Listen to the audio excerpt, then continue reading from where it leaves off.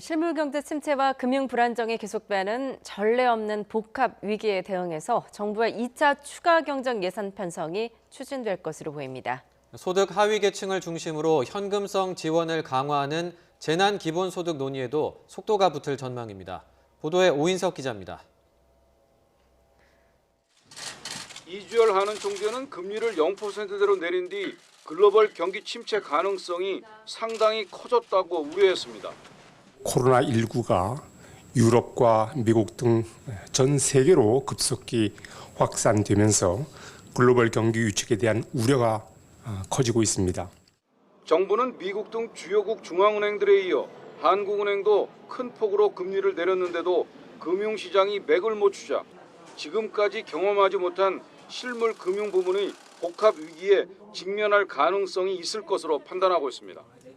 우선 정부는 금융시장 안정을 위해 6개월간의 공매도 금지에 이어 추가로 채권시장 안정펀드 조성과 금융안정기금 마련을 검토하기로 했습니다. 코로나19 추경에 여야가 합의하면서 2차 추경 편성 논의도 본격화될 것으로 보입니다. 정부는 추경을 포함해 30조 원이 넘는 경기 보강 패키지에도 경제적 충격이 과거 어느 때보다 크고 장기화할 수 있는 만큼 특단의 추가 대책이 필요하다고 판단하고 있습니다. 직접적으로 큰 타격을 받은 취약계층과 소상공인, 자영업자를 돕는 파격적인 지원 대책과 함께 기업들이 자금난으로 문을 닫는 일이 없도록 유동성을 적기에 공급하는 것이 필요하다고 보고 있습니다. 홍남기 경제부총리는 지금 1차 추경도 안 끝났는데 2차 추경을 이야기할 것은 아닌 것 같다면서도 추가로 필요한 대책은 마련해 시행하겠다고 밝혔습니다.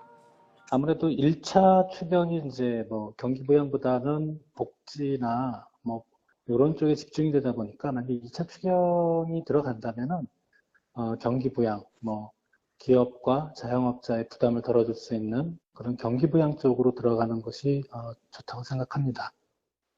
정치권을 중심으로 힘을 얻고 있는 재난기본소득 논의에도 속도가 붙을 것으로 보입니다. 문 대통령이 경제와 민생을 지키기 위해 불가피하다면 더한 대책도 망설이지 말아야 한다고 밝히면서 청와대와 정부가 재난기본소득에 대해 좀 더 전향적으로 검토할 가능성이 커졌습니다. 다만 전 국민에게 100만 원씩을 지급할 경우 50조 원 이상의 재원이 필요한 만큼 취약계층을 중심으로 우선 검토될 것으로 예상됩니다. YTN 오인석입니다.